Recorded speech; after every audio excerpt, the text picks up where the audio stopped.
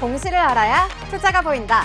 여러분 안녕하세요. 공시투데이 이주연입니다. 안녕하세요. 진행의 이연아입니다.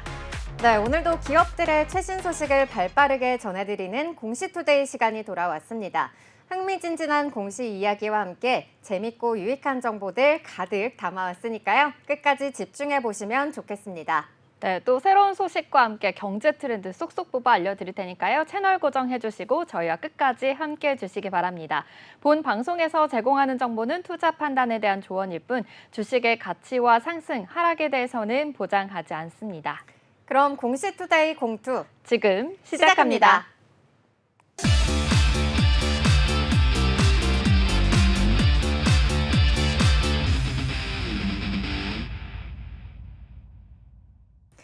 네, 그럼 저희 공시 살펴보기 전에 현재 12시 구간 지나가고 있는 우리 시장 상황 먼저 체크해 보도록 하겠습니다. 네, 먼저 간밤 미증시는 이 7월 FOMC 의사록 공개에 따라서 9월 금리 인하가 확실시되는 분위기에서 3대 지수 모두 강보합으로 마감했습니다. 연간 비농업 증가폭이 대폭 하향 조정되면서 고용시장이 예상보다 악화될 수 있다는 우려 때문에 이 상승폭은 다소 제한된 모습도 나타났는데요. 하지만 타겟과 TJ맥스 같은 소매 판매 업종이 강세를 보이면서 경기 침체에 대한 우려는 잠재운 모습입니다. 이제 시장은 내일 밤 예정된 이 잭슨홀 미팅에서 파월 의장의 발언에 초점이 맞춰진 가운데 우리 증시는 큰 움직임을 보이지 않을 것이라는 전망이 나오고 있습니다. 이러한 가운데 오늘 코스피는 소폭 오른 채 출발했는데요. 변동성이 있긴 하지만 계속해서 플러스권에서 움직이는 모습입니다. 네, 현재 구간에서는 0.13% 빠진 2,697선 지나가고 있고요. 수급 살펴보시면은 오늘 외국인 홀로 팔자세를 보이고 있습니다. 외국인은 3거래일 만에 매도로 나서면서 매도 규모를 확대해 나가고 있고요. 현재 1,189억 원 물량 덜어내고 있습니다.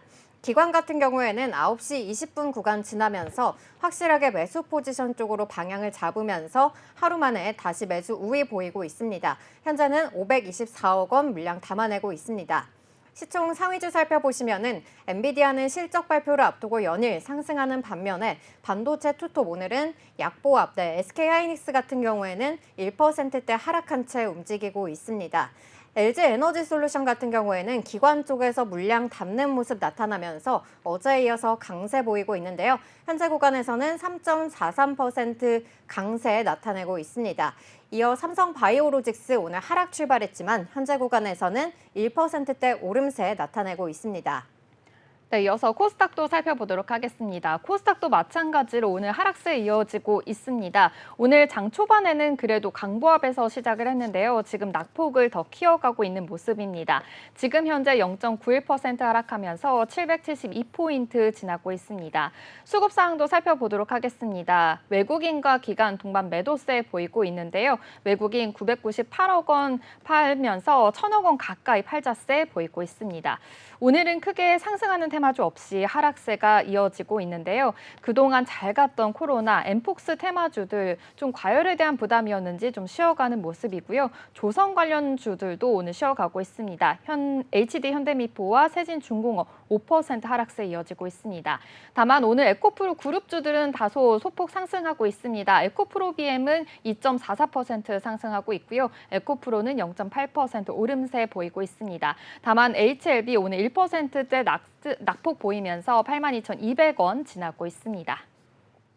네, 여기까지 우리 시장 상황 체크해봤고요. 저희는 코스피 시장에 올라온 공시 먼저 살펴보도록 하겠습니다. 네, 조선주들 오늘은 좀 약세를 보이고 있기는 하지만은 이 8월 초 장 급락 후에 이 반등하는 흐름 속에서도 조선주의 강세는 계속해서 두드러지고 있는 모습입니다. 국내 조선사는 2년 반에서 또 4년치 수주 잔고를 보유 중인데다가 글로벌 컨테이너선의 친환경 선박 발주 그리고 신조선가 상승 등으로 계속해서 업황 자체가 우호적인 모습을 보이고 있는데요. 이와 더불어서 일감이 늘어남에 따라 이 조선 기자재 업체들도 함께 올라오는 모습입니다. 이러한 가운데 한화엔진의 수주 공시가 지난 20일 전해졌는데요. 먼저 공시 먼저 살펴보시고 자세한 이야기 이어가 보도록 하겠습니다. 한화엔진은 지난 20일 중국 조선사 뉴타임스 쉽빌딩에 선박용 엔진을 공급하는 계약을 체결했다고 밝혔습니다. 계약 금액은 2,330억 원으로 한화엔진의 2023년 개별 매출 8,544억 원의 27.3% 규모입니다. 계약 기간은 2024년 8월 19일부터 2028년 6월 25일까지인데요. 한화엔진 측은 계약 기간은 선박 건조 일정 진행 상황에 따라 변동될 수 있다고 덧붙이기도 했습니다. 네, 이번에 공급하는 엔진을 보니까요. 이렇게 친환경 이중 연료 엔진이라고 하셨는데 이렇게 일반 디젤 엔진에 비해서 좀 수주 가격이 높다고 합니다. 이 한화 엔진이 이 분야에서 좀 경쟁력을 갖추고 있는 걸까요? 네, 최근에 이 조선 업계에서도 친환경 선박에 대한 수요가 증가를 하면서 이중 연료 엔진에 대한 수요도 함께 올라가고 있는 모습입니다.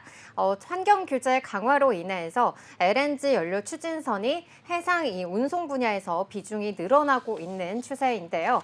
LNG를 연료로 사용하게 된다면은 황산화물 그리고 질소산화물, 이산화탄소나 미세먼지와 같은 이러한 오염물질 배출을 현저하게 낮출 수 있고요. 또 이 때문에 LNG, 또 LPG, 메탄올 기반의 이중연료 추진 엔진도 확대되고 있습니다. 한화엔진의 이중연료 엔진 수주 비중은 2020년 18%에서 2021년 55%로 급등한 후에 지난해에는 95%까지 늘어난 걸로 파악되고 있습니다. 한편 한화엔진은 지난 2014년 세계 최초 선박용 이중연료 엔진 상용화에 나섰고요. 또 독자 기술로 친환경 탈취 시스템을 개발한 바 있습니다. 네, 이렇게 한화 엔진 이중연료 수주가 굉장히 많이 늘어났다라고도 말씀을 주셨잖아요. 이렇게 엔진 부분에서 좀 두각을 나타내고 있는 것 같은데요. 그렇다면 2분기 실적도 좋았을 것 같아요. 실적 어떻게 나왔을까요? 네, 예상대로입니다. 한화엔진의 올 2분기 영업이익은 전년 동기 대비 436% 증가한 186억 원, 같은 기간 매출액이 52% 늘어난 2,865억 원으로 집계됐습니다. 컨센서스 대비 매출액은 4%, 영업이익은 36%를 웃도는 깜짝 실적을 기록한 건데요. 작년 4분기까지 1%에 머물렀던 영업이익률도 올 들어 2분기 연속 6%대를 기록하면서 높은 개선세를 보여주고 있습니다. 신한투자증권에서는요, 2022년부터 본격적으로 상향된 수주잔고의 매출 인식이 시작됐다면서 2021년까지의 저선가 물량이 소진되면서 올 1분기부터 실적이 본격화하고 있다고 설명했습니다. 또 올 1분기 수주잔고는 전년 동기 대비 14% 증가한 2조 8천억 원으로 집계됐는데요. 올 2분기 신규 수주는 지난해 2분기보다 175% 늘어난 4,223억 원에 달하는 걸로 나타났습니다. 이에 따라서 2026년까지 도크가 채워지면서 실적 성장이 담보됐다는 평가를 받고 있습니다. 또한 최근에 이중연료 엔진 판매가 크게 늘어난 것이 실적 개선에 영향을 미쳤다는 분석도 나오고 있는데요. 한화엔진의 이번 건을 제외한 상반기까지의 총 수주 금액은 6,469억 원으로 지난해 동기 대비 더욱 늘어난 걸로 나타났습니다. 네, 이렇게 2분기뿐만이 아니라 정말 상반기 전체의 실적이 굉장히 많이 늘어난 것을 확인할 수 있었는데요. 2026년까지 이렇게 성장이 좀 담보됐다라고 평가를 받다 보니까 아무래도 하반기 더 기대해봐도 좋을 것 같아요. 어떤가요? 네, 우선 이 조선업체가 선박을 수주한 시점부터 엔진 발주까지 3개월에서 이 9개월이 걸리는 만큼 이번 계약은 이르면 하반기부터 매출에 본격 반영될 것으로 전망이 되고 있고요.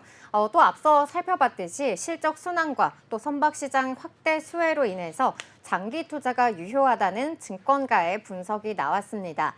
신한투자증권에서는요, 올해 실적 회복이 본격화되고 있으면서 이 조선사 실적 개선과 비슷한 흐름을 나타내고 있다고 밝히기도 했고요. 또 중국 조선사 수주 잔고 비중이 28%로 호황의 지역적 편차 부담이 적고 친환경에 따른 부품 수요에 대한 증가도 긍정적인 포인트라고 밝혔습니다. 또 탱커선 시황이 회복되면서 이중연료 엔진 비중이 줄어들기는 했지만 단가 상승으로 비슷한 수익성을 유지할 수 있을 것으로 전망된다면서 선박 시장 확대의 수혜와 서비스 시장도 엔진을 중심으로 확대되는 만큼 성장에 긍정적이라는 평가를 내리기도 했습니다. 또 이에 목표 주가를 기존 11,000원에서 17,000원으로 상향 조정하기도 했습니다. 또 이중연료 엔진 정비가 늘어날 내년부터는 이 한화엔진의 본격 성장이 기대된다는 분석도 나오고 있습니다. 네, 이렇게 증권가에서 상향 조정할 만큼 굉장히 또 많이 또 전망이 밝다라는 것을 확인해 볼 수 있었는데요. 하반기 전망 좀 기대가 됩니다. 조선업계 자체가 그래도 좀 호황이다 보니까 선만 엔진과 관련해서도 좀 덩달아 상승세가 이어질 것 같긴 하거든요. 시장의 향후 전망 좀 어떤 기업들이 좀 있는지, 어떤 기업들의 계획까지 있는지 좀 살펴볼 수 있을까요? 네, 점차 이 강화되는 환경 규제와 또 노후 선박의 증가는 선박 엔진의 새로운 수익 창출 기회가 될 것으로 전망이 되고 있습니다. 시장 조사기관 마켓앤드 마켓은 2027년 세계 선박용 엔진 시장 규모가 133억 달러, 우리 돈으로 약 17조 439억 원에 달할 걸로 예상하고 있습니다. 한화그룹은 한화 임팩트 산하의 가스터빈 개조회사인 PSM의 기술과 또 HSD 엔진의 엔진 제조 역량을 결합해서 암모니아, 수소 등 친환경 연료를 사용하는 엔진을 생산하는 것을 목표로 하고 있고요.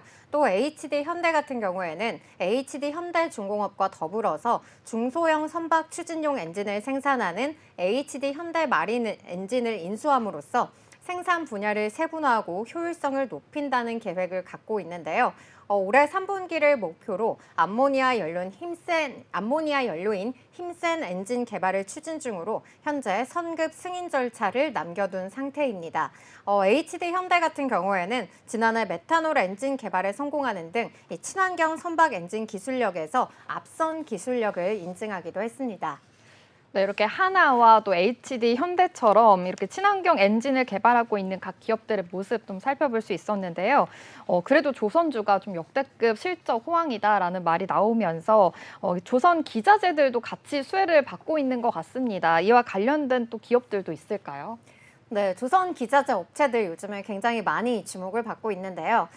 이 글로벌 에너지 전환 속도가 지연되는 과정에서 가스 수요가 높아질 수 있는 환경이 조성이 되고 있는데요. 이에 따라서 가스 운반선에 탑재되는 가스 탱크를 주력으로 생산하는 이 세진중공업이 수혜주로 주목을 받고 있습니다. 세진중공업에 대한 이 증권가들의 평균 목표 주가는 12,000원으로 나타나고 있고요. 또 LNG 시장 확대로 인해서 이 불행제 업체가 주가 상승도 함께 기대를 해봐야 된다. 이러한 시각도 나오고 있습니다. 기체인 천연가스는 액체 상태로 운반을 해야지 같은 면적으로 더 많은 양을 운반할 수 있어서 운반 효율성이 커지게 되는데요. 이 천연가스가 액체 상태를 유지하려고 한다면은 온도가 영하 162도 이하의 극저온 상태로 유지가 돼야 되기 때문에 불행제가 필수 기자재로 꼽히고 있습니다. 이에 따라서 동성화인텍이나 한국카본 등 불행제를 만드는 업체도 수혜를 누릴 것이라는 전망이 함께 나오고 있습니다.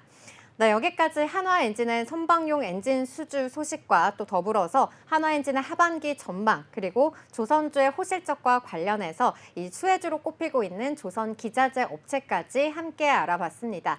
그럼 저희는 또 다른 기업에 대한 공시 살펴봐야겠죠? 네, 다음 코스피 알아볼 기업은요. 혹시 주연 앵커님, 가전하면 어떤 기업 떠오르시나요? 네, 가전하면은 역시나 LG전자 아닐까요? 네, 맞습니다. 역시 이 가전의 명가 라이프스굿이라고 하는 그 LG전자가 가장 먼저 떠오르실 것 같은데요. 이사를 하거나 또 신혼부부들이 혼수가구를 봤을 때 가장 먼저 찾게 되는 그런 기업인 것 같습니다. 이 LG전자가요, 중장기 사업 포트폴리오 전략인 2030 미래비전 추진 현황과 또 세부 사업 전략을 공개하는 인베스터 포럼을 열었습니다. 공시 소식부터 먼저 살펴보겠습니다. 장래 사업 경영 계획이라는 공시에서 장래 계획 사항은 LG전자 인베스터 포럼을 통한 사업 전략 설명입니다. 이 목적은요, 중장기적 관점에서 LG전자의 구조적인 변화와 또 지속 가능한 성과 달성에 기여할 수 있는 주요 신성장 동력 사업 및 이 조기 육성 추진 사업 전략을 공유로 나와 있습니다. 추진 일정은 27년 12월 31일까지로 LG전자의 신성장 동력 사업과 또 조기 육성 추진 사업에 대한 투자자들의 이해도 제고를 기대 효과로 꼽고 있습니다.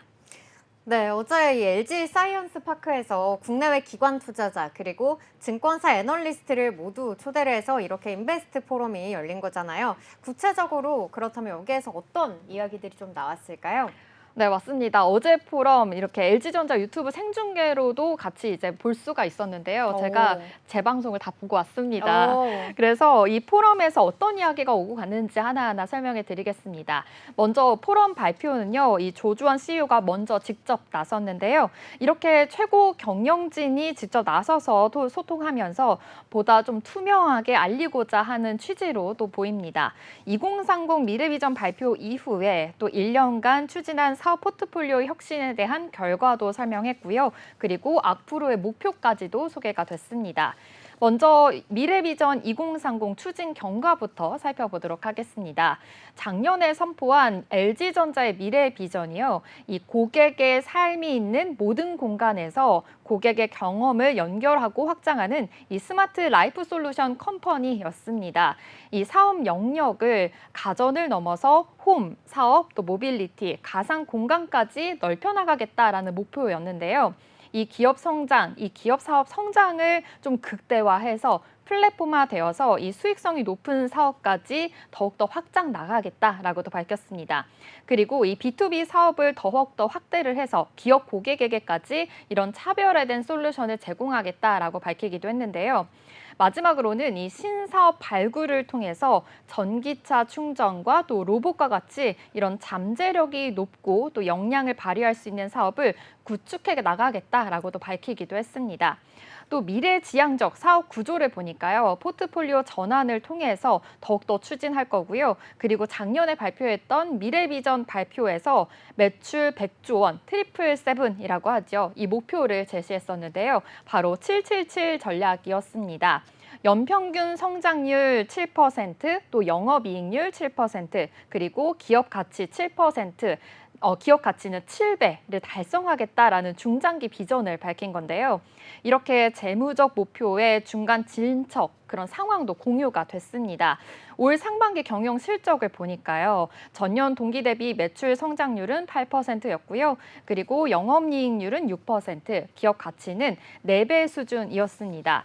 사실은 조금 아쉬운 부분도 있지만 그래도 각 사업마다 그래도 높은 성장률을 보이고 있고요. 계속해서 발전하고 있다라고도 덧붙이기도 했습니다.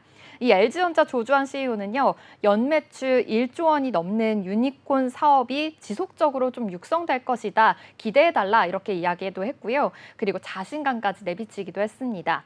높은 성장률과 또 안정적인 수익 확보가 좀 가능한 사업 구조로 변화를 추진하면서 LG전자의 가치를 좀 제대로 평가받도록 노력할 것이다라고 덧붙이기도 했습니다.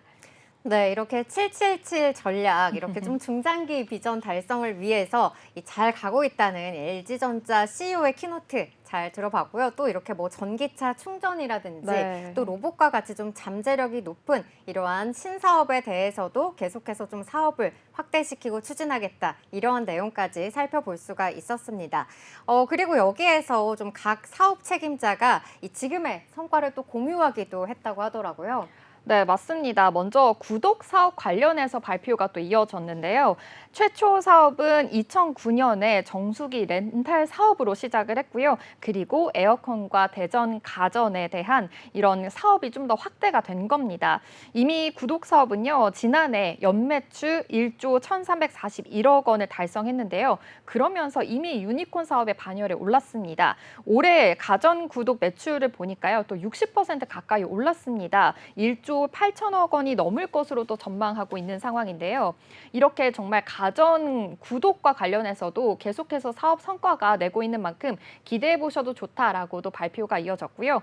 그리고 웹 OS 부분에서도 TV 사용 형태에서 또 인터넷 기반 사업으로 좀 빠르게 성장을 했습니다. 이렇게 더욱더 확장된 만큼 이제는 좀 더 많은 고객들이 다양한 콘텐츠를 즐길 수 있도록 미디어 엔터테인먼트 사업으로 확장하고 있다라고도 밝혔습니다.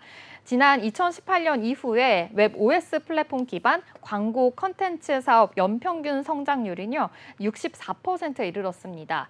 그리고 이 넷플릭스처럼 고객에게 돈을 받고 콘텐츠를 제공하는 TVOD라는 사업도 같이 유럽에서 시작할 예정이다라고도 밝혔는데요.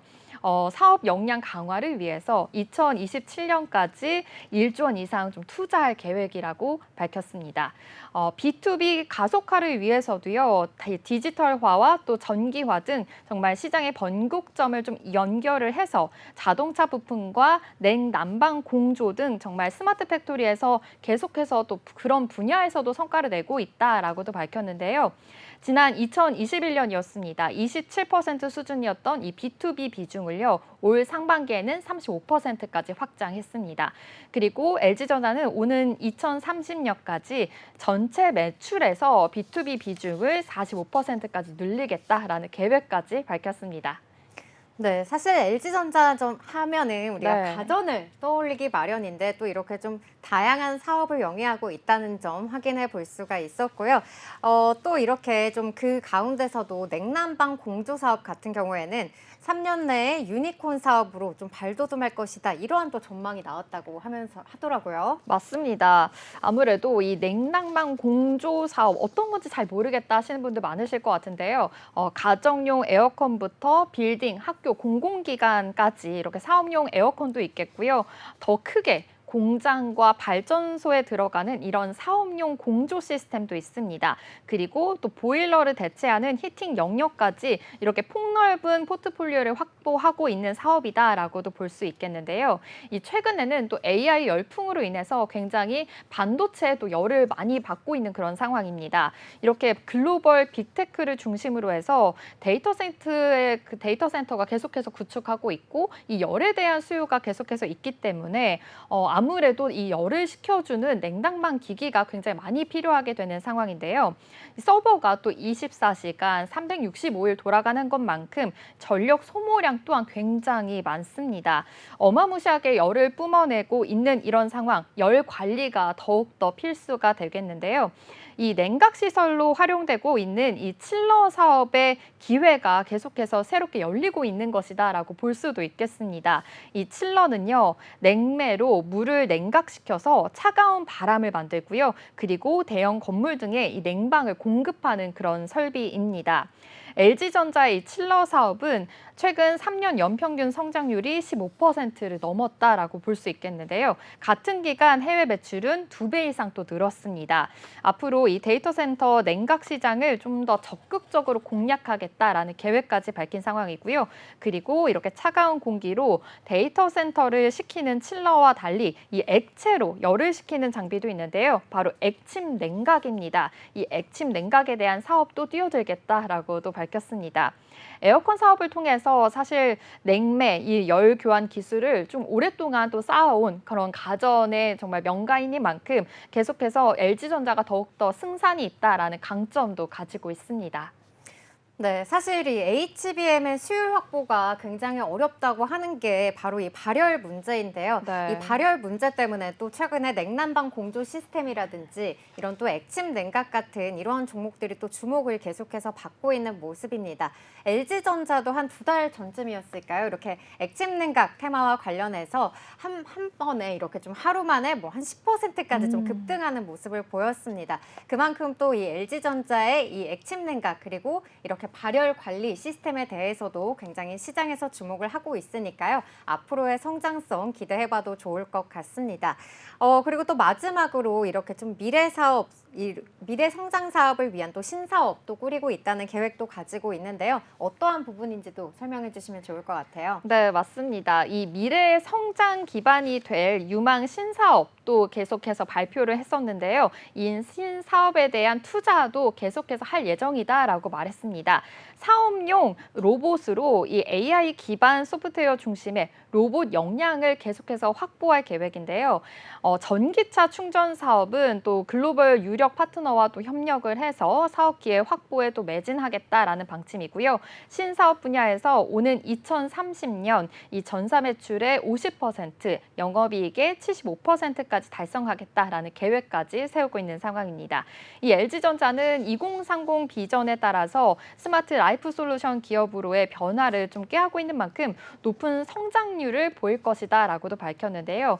흥국증권 전망을 보니까요. 이 냉난방 공조 사업을 필두로 해서 B2B 매출을 좀 빠르게 확대하고 있고 성공적으로 사업 구조가 개선되고 있다라고도 밝혔습니다. 그리고 로봇, 전장, 그리고 전기차 충전의 이런 네트워크 기반을 좀 마련이 가능하다라는 점에서 조금 더 긍정적이다라고 판단하기도 했는데요. 목표가를 13만 원을 제시했습니다. 지금 LG전자 흐름 보니까요. 0.2%로 소폭 상승하면서 지나고 있습니다. 97,800원 지나고 있습니다.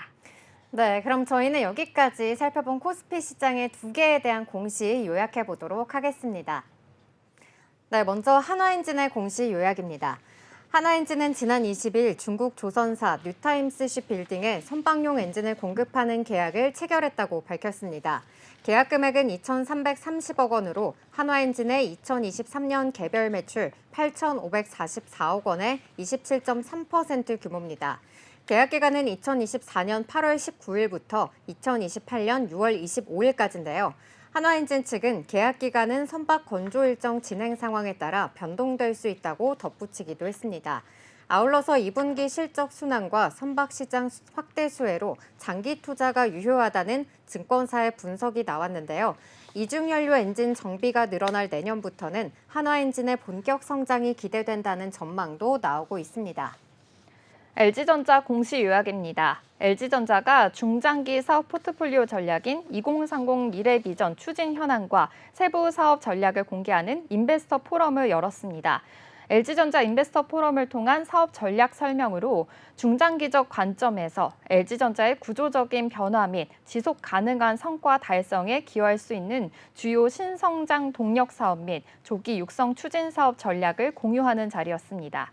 고객의 삶의 모든 공간에서 고객의 경험을 연결하고 확장하는 스마트 라이프 솔루션 컴퍼니를 목표로 사업 영역을 가전을 넘어서 홈, 사업, 모빌리티, 가상 공간까지 넓혀나가겠다는 포부입니다. 최근 AI 열풍에 글로벌 빅테크 중심으로 데이터 센터 구축 수요가 늘면서 반도체가 뿜어내는 열이 많습니다. 이 냉각 시설로 활용되는 칠러 사업을 확장하고 있는데요. LG전자 칠러 사업의 최근 3년 연평균 성장률은 15%를 넘었습니다. 앞으로 데이터 센터 냉각 시장을 적극적으로 공략하겠다는 계획입니다. 또 차가운 공기로 데이터 센터를 식히는 칠러와 달리 액체로 열을 식히는 액침 냉각 사업도 뛰어든다고 밝혔습니다.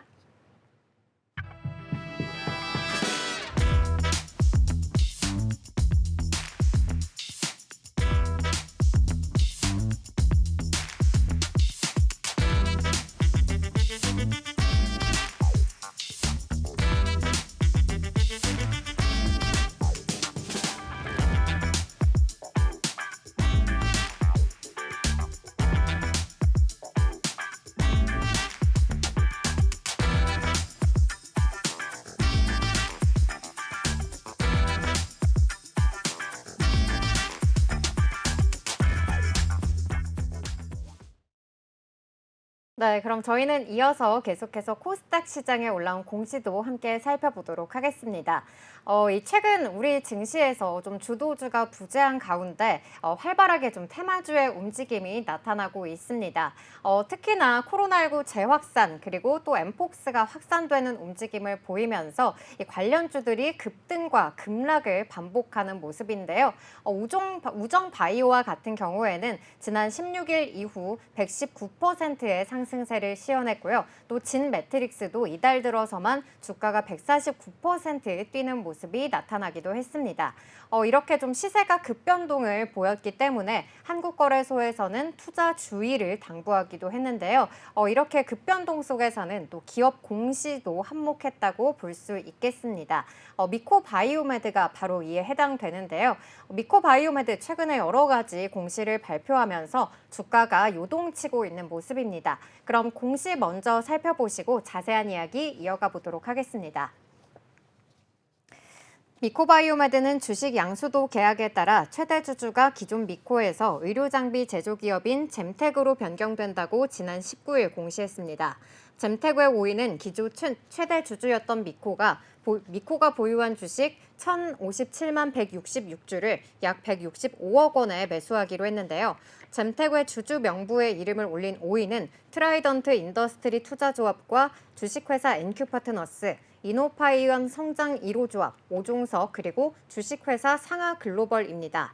현재까지 계약금 14억 원이 19일에 지급됐고요. 다음 달 13일 잔금 151억 원이 납입 완료되면 최대 주주가 공식적으로 변경되는 건데요. 최대 주주 변경 예정일은 오는 9월 13일이며 변경 최대 주주의 소유 지분 비율은 6.89%입니다. 오는 10월 7일 임시 주총을 통해 전략적 투자자인 잼택이 지정한 이사와 감사가 선임되면서 경영권이 이정될 예정입니다. 네, 바이오메드 좀 엠폭스 관련된 테마주로 굉장히 또 급상승을 했다가 계속 어제 이어서 오늘도 좀 빠진 모습이거든요. 지금도 15% 하락세 이어지고 있는데요. 이 공시 이후에 좀 급락한 모습으로 보여집니다. 주가에 좀 영향을 주게 된 원인이 어떤 걸까요? 네, 일반적으로 이 M&A 같은 경우에는요, 신사업 추진이나 또 기업 가치 상승에 대한 기대감으로 인해서 시장에서는 호재로 인식이 되는데요. 이번 미코바이오메드 상황에 대해서는 불확실성이 더욱더 좀 우려가 되는 그런 분위기입니다.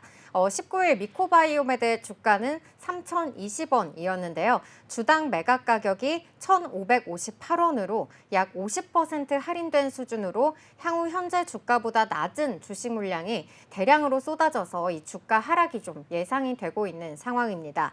이에 업계 관계자는요, 미코바이오메드가 새로운 최대 주주를 맞았지만 제대로 된 성장 동력을 마련하게 될지는 좀 불확실하다고 말했습니다. 네, 이렇게 주당 매각 가격이 좀 할인이 되다 보니까 주식의 가치가 아무래도 희석될 우려 때문에 급락으로 이어지게 된 것 같습니다. 코로나19 또 엠폭스 등 이제 감염병 이런 확산세로 인해서 계속해서 테마주들이 계속해서 막 주가가 급상승을 했었잖아요.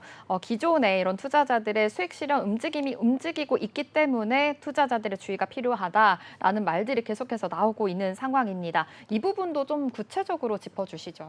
네, 이렇게 미코바이오메드뿐만 아니라요, 이 코로나19 관련주들 사이에서 투자자들의 자금 회수 움직임이 나타나고 있습니다. 주가 급등에 따른 기존 투자자 엑시트는 어찌 보면 좀 당연하다 이런 지적들이 나오고 있는데요. 먼저 녹십자 MS 같은 경우에는 지난 19일 전환사채 전환 청구권 행사를 공시했습니다. 이에 따라서 이달 30일 발행 주식 총수 대비 2.87% 수준인 60만 5,715주가 신규로 발행될 예정인데요. 전환가액은 5,283원으로 밝혀졌습니다. 전환 청구권 행사에 따른 전환사채 잔액은 63억 5천만 원이며 전환 가능 주식 수는 120만 1,968주로 밝혀졌습니다.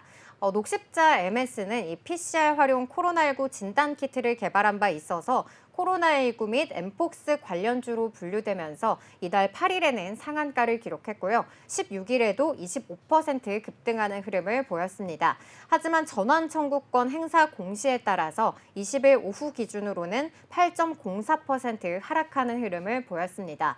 이어서 우정바이오는요, 병원 내 미생물 멸균 및 확산 방지 시스템을 개발하는 감염 관리 업체로서 역시나 코로나 관련주로 부각받으면서 16일과 19일 그리고 20일 3거래일 연속 상한가를 기록하는 모습 보였는데요.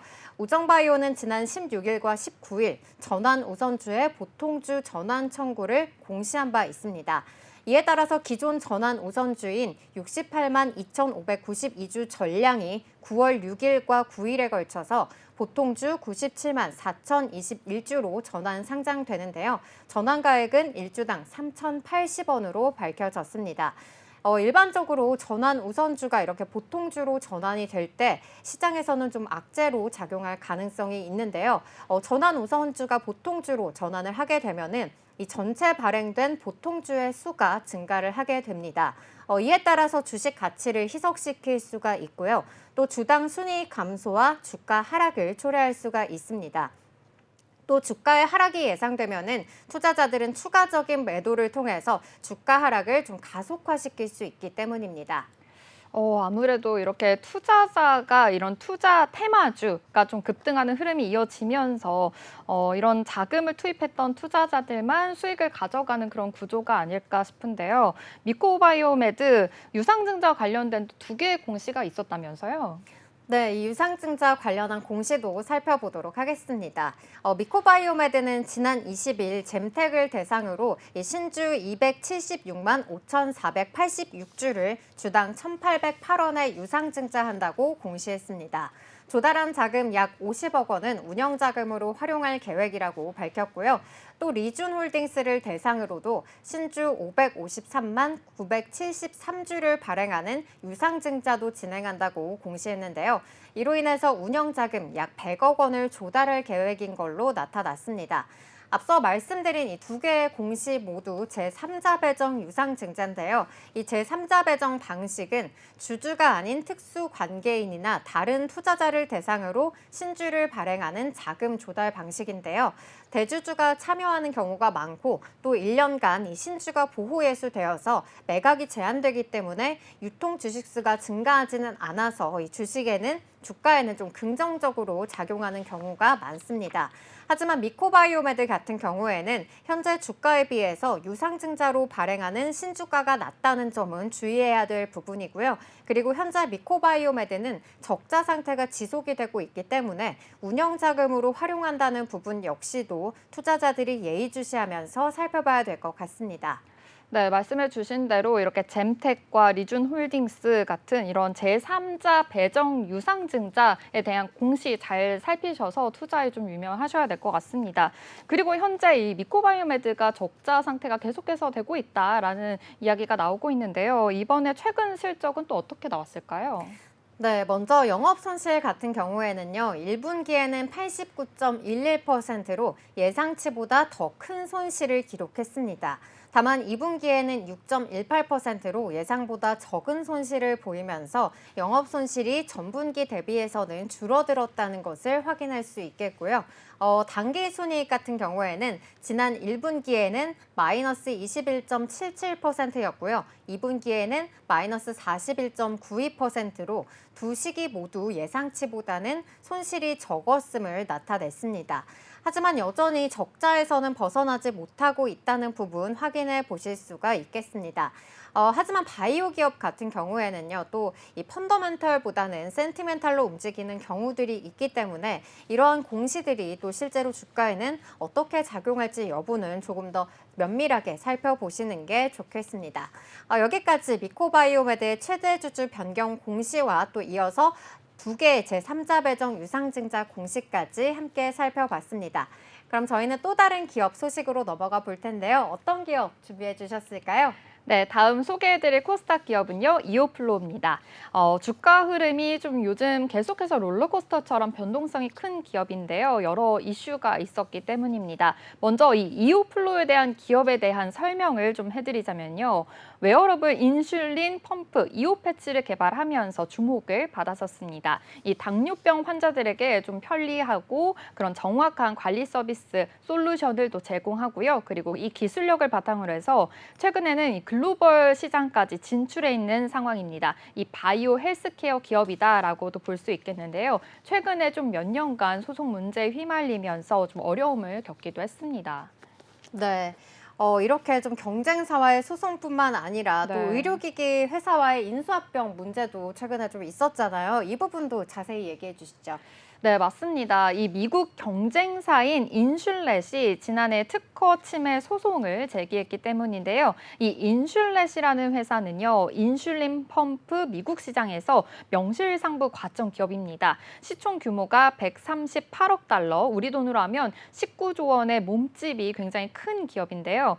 작년 8월 인슐렛과 또 웨어러블 인슐린 펌프와 관련된 특허 소송 문제가 있었습니다. 매사추세츠 그 주 법원은요, 보면요. 미국에서 인슐렛과의 특허 소송이 끝날 때까지 이오플로우가 개발한 인슐린 펌프, 이 이오 패치에 대한 판매와 제조, 마케팅을 금지한 바가 있었는데요. 이때 주가 흐름 한번 보시면요. 고점이었던 29,150원에서 연일 하한가를 계속해서 기록을 했었습니다. 지금 사진에서도 보시다시피 굉장히 낙폭이 강한 상황이었었는데요. 하지만 미국 연방정부 법원에서 특허 소송에서 이오플로의 손을 그래도 들어줬습니다. 지난 7월 17일에 이 소식으로 인해서 상한가를 다시 한번 기록하기도 했었는데요.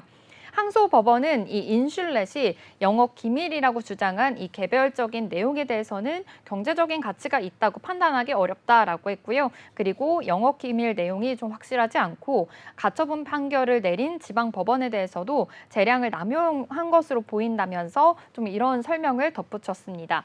그리고 2차 수정 가처분에 대해서도 취소 검토를 해야 된다라고 판시했고요. 연방지방법원은 이 항소법원의 판결 취지에 따라서 모든 가처분에 대해서 좀 취소 결정을 선고한다라고도 말하기도 했습니다.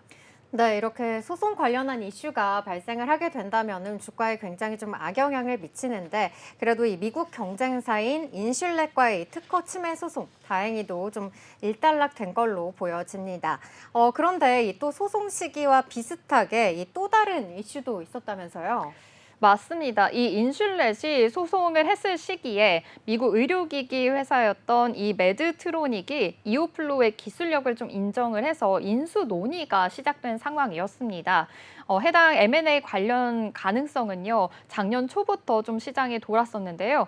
일단 이 메드트로닉은요, 시총 규모 1,000억 달러 규모로 한화로 따지면 약 144조 원의 정말 대형 업체입니다. 소문대로 만약에 이렇게 M&A가 이루어지게 되면 인슐렛 입장에서는 사실은 좀 부담스러운 상황, 이런 부담스러운 경쟁자가 생긴 거라고 볼 수 있겠는데요. 그래서 이 질투 때문인지 아무래도 메드트로닉과의 딜 소식이 좀 제기된 후에 이렇게 소송이 이루어졌다라고도 볼 수 있겠습니다. 인슐렛이 이오플로우를 이 미국의 연방지방법원에 영업 기밀 침해로 이렇게 제소하게 된 것입니다.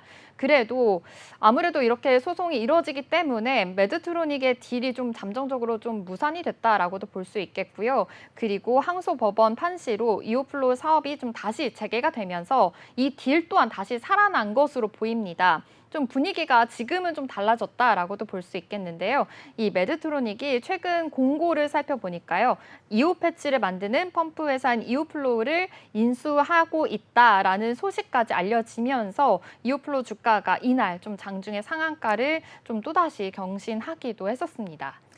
네, 이렇게 좀 소송에서도 이겼고요. 또 그리고 미국 의료기기 회사 메드트로닉과의 인수합병 이 실마리까지 보이고 있는 이런 좀 상황인데요.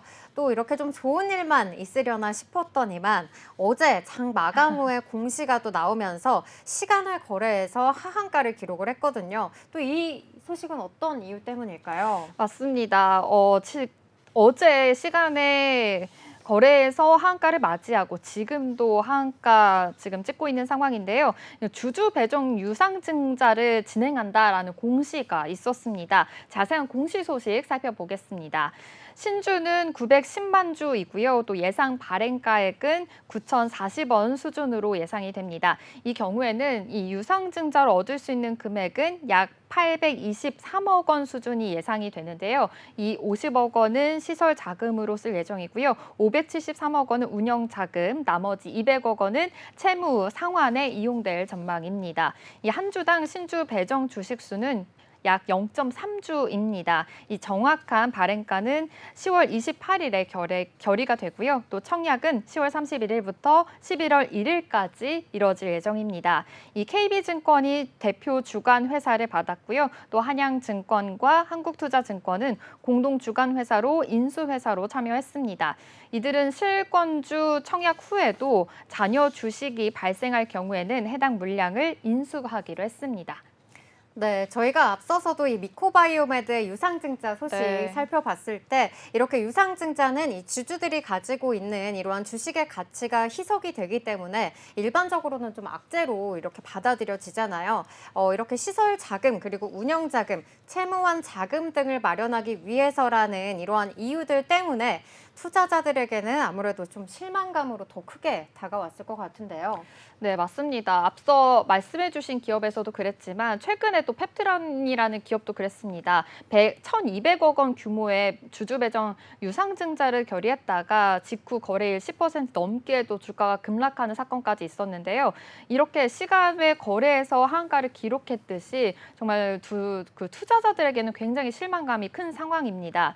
이오플로의 한 주주의 말을 빌려보면요. 최근 주가 흐름이 좀 좋은 상황에서 곧바로 대규모 유상증자를 자금을 조달한다는 건 굉장히 당황스럽다라고도 밝히기도 했고요. 이렇게 회사에서는 공시로 끝날 것이 아니라 구체적인 설명을 해주기 바란다라고 밝히기도 했습니다. 다시 한번 지금 이오플로의 현재 흐름도 살펴보도록 하겠습니다. 네, 역시나 하한가를 지금 맞고 있는 상황이고요. 굉장히 그 10,000원 이상의 금액이었다가 지금은 10,000원 아래로 떨어지면서 좀 상황이 좋지 못한 흐름 이어지고 있습니다. 이번 유상증자 금액을 좀 세부적으로 살펴보면요. 최대 주주 김재진 대표는 이번 유상증자 청약 자금 마련을 위해서 국내 금융기관으로부터 주식 담보 대출을 검토하면서 신주 배정일로부터 이 신주 인수권 증서 상장일 전일까지 보유 주식 일부를 블록딜 또는 장내 매도 방식으로 매각할 예정이다라고 밝혔습니다. 또 증자 자금 573억 원은요. 운영 자금으로 쓸 예정이고요. 250억 원은 이오플로 제품인 이오패치 생산에 또 쓸 계획이다라고 밝혔습니다. 그리고 내년 1분기 23억 원을 시작으로 해서요. 2026년 1분기까지 자금을 쓸 것으로 보이기도 합니다. 160억 원은요. 또 신제품 개발 등 연구 개발에 쓸 예정이고요. 나머지 163억 원은 일반적인 이런 회사 운영에 대한 마케팅과 인건비로 쓸 예정이라고 밝혔습니다. 또 시설 자금 50억 원은 지금 곤잠 공장 자동화 설비 과정에 계속해서 쓸 예정이고요. 또 채무 상환 자금으로 보면 200억 원입니다. 종속회사 센플레나 및 그리고 산업은행 차입금 상환에 쓰겠다고까지 밝힌 상황입니다.